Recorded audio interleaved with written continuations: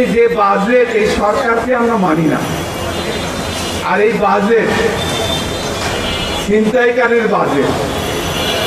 এই বাজেট অবৈধ টাকা যারা অর্জন করেছে, যারা কালো টাকা কত হাজার হাজার লক্ষ লক্ষ কোটি টাকা যারা পাচার করেছে, এই টাকাকে যারা বৈধতা দেয়, এই হচ্ছে অবৈধ সরকার।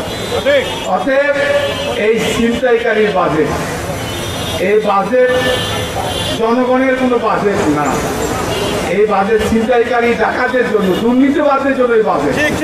প্রিয় ভাইরা আমার, কৃষকদের বাজেট এটা নয়, জনগণের বাজেট এটা নয়, আমার সিংড়ার জনগণের কৃষকের বাজেট এটা নয়।